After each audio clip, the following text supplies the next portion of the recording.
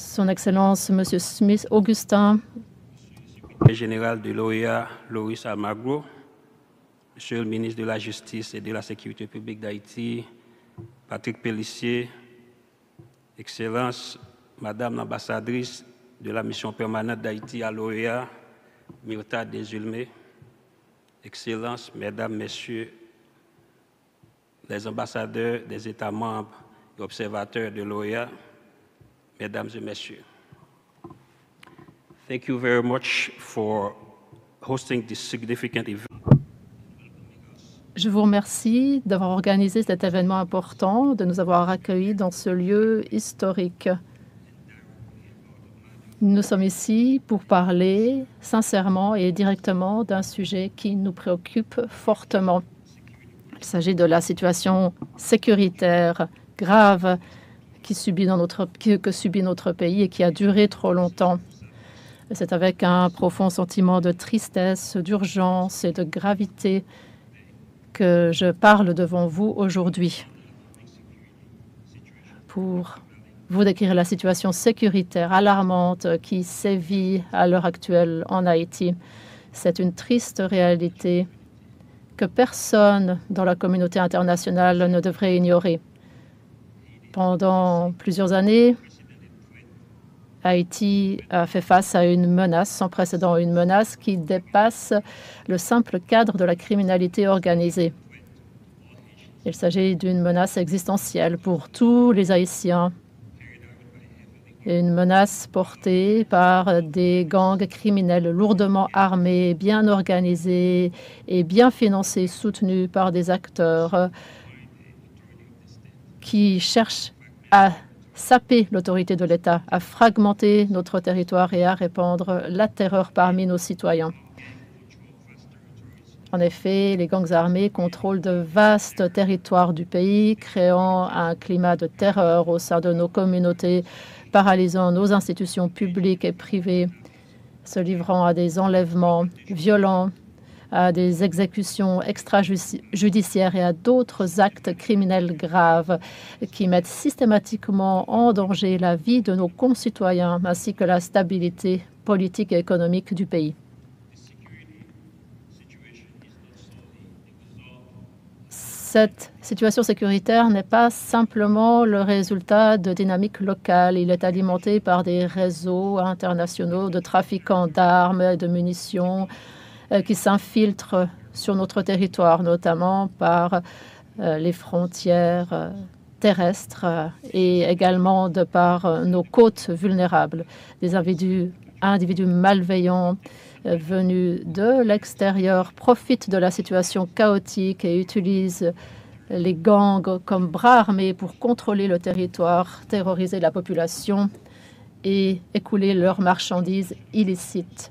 L'implication d'acteurs transnationaux a fait de cette crise non seulement une question de sécurité intérieure et de souveraineté nationale, mais également une question de sécurité régionale et internationale. C'est une menace qui plane sur tous. En d'autres termes, cette crise n'est pas simplement une crise haïtienne. L'instabilité en Haïti menace l'entier de la région parce que le trafic ne connaît pas de frontières. Comme les armes à feu, les drogues ne proviennent pas d'Haïti et ne sont pas consommées localement par les Haïtiens. Elles ne font que passer par Haïti. L'une des conséquences de cette crise sécuritaire est une crise migratoire qui affecte les Caraïbes, l'Amérique du Sud et bien sûr l'Amérique du Nord. En somme, Haïti est sur le point d'être entièrement contrôlé par les gangs criminels et nous ne pouvons pas permettre que cela se produise. Nous avons désespérément besoin de l'aide de la communauté internationale pour rétablir la sécurité publique et pour promouvoir un environnement stable immédiatement. Cela dure depuis bien trop longtemps. Il est bien établi que les armes utilisées par les gangs haïtiens proviennent de l'étranger, plus spécifiquement de certains pays. Je pense aux États-Unis qui envoient des armes semi-automatiques et automatiques introduites de par la République dominicaine dans notre pays. Puis la République dominicaine, avec laquelle nous avons une frontière poreuse.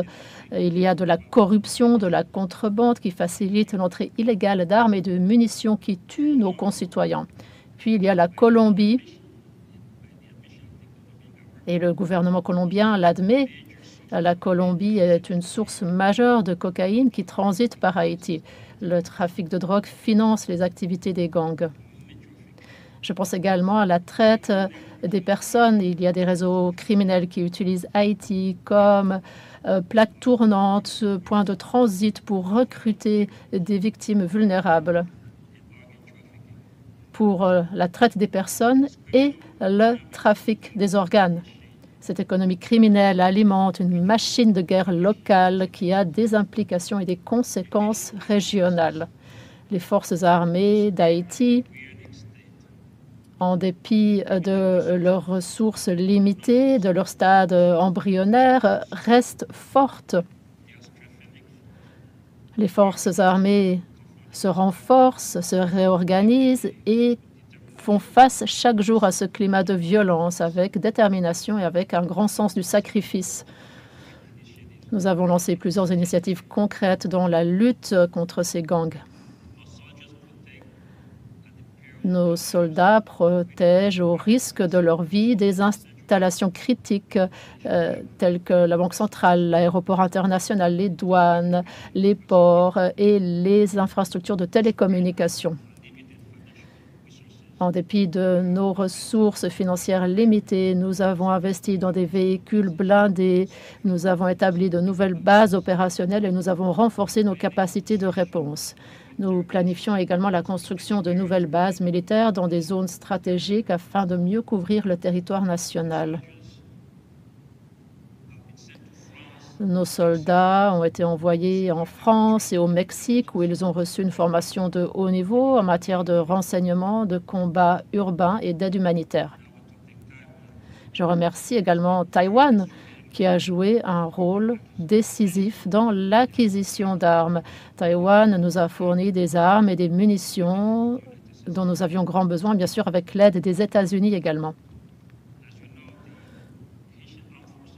Comme vous le savez, les forces armées haïtiennes avaient été démantelées en 1984 et nous avons rencontré de grands défis pour essayer de rétablir nos forces armées.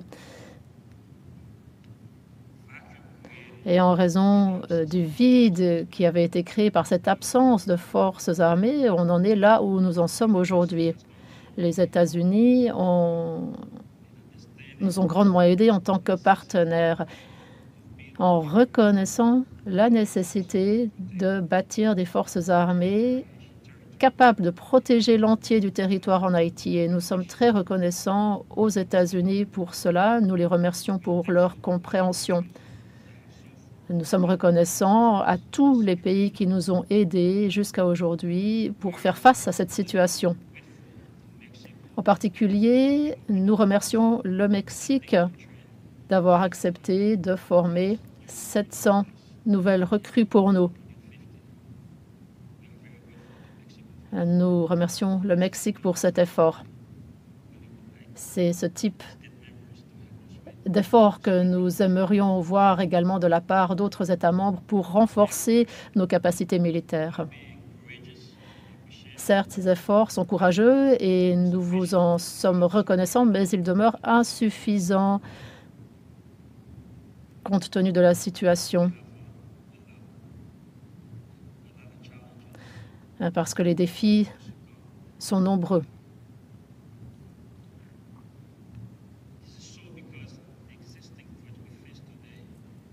Je vous dis cela parce que la menace à laquelle on fait face aujourd'hui dépasse nos capacités en tant que peuple, en tant que force militaire et en tant que police. Par conséquent, nous lançons un appel à la solidarité et à l'assistance de la communauté internationale, en particulier à nos partenaires, pour répondre à nos besoins urgents et spécifiques. Par exemple, un soutien à la formation de nouveaux soldats et d'officiers pour sécuriser le territoire national, les frontières à la fois terrestres et maritimes, également pour la construction de bases militaires moderne, à la fois navale, aérienne et terrestre. Nous devrons également mettre en place des centres de formation militaire pour assurer qu'on ait des soldats et des officiers au point. Nous devons avoir des équipements militaires, y compris des drones, des hélicoptères, des avions pour sécuriser notre territoire et nos frontières terrestres et maritimes qu'utilisent les trafiquants de drogue pour infiltrer notre territoire. Nous avons également besoin d'un soutien logistique pour sécuriser nos côtes qui sont, comme je l'ai dit, utilisées par des trafiquants pour infiltrer notre territoire avec des armes. Nous avons également besoin d'une coopération régionale pour contrôler nos frontières, en particulier avec la République dominicaine, afin d'essayer d'endiguer cette entrée illégale d'armes, de munitions et de marchandises de contrebande. Nous devons également renforcer notre capacité de contrôle maritime pour intercepter des navires suspects impliqués dans ces activités criminelles. Un effort sincère et collectif sur le plan international s'impose. Cela est nécessaire pour restaurer la paix et la sécurité. Comme je l'ai dit, il ne s'agit pas simplement de la sécurité d'Haïti, mais de la sécurité de toute la région, parce que l'instabilité dans un État s'étend rapidement aux États voisins. Haïti ne peut faire face à cette situation seule. Nous sommes les premiers à l'admettre. Nous avons besoin de vous, nous avons besoin de votre expertise, nous avons besoin d'équipements et nous avons besoin de votre engagement. Nous avons véritablement besoin de votre aide. Haïti est dans une situation extrêmement difficile. Nous avons besoin de nos partenaires, de la communauté internationale et en particulier des États membres de l'OEA. Je vous remercie pour votre attention.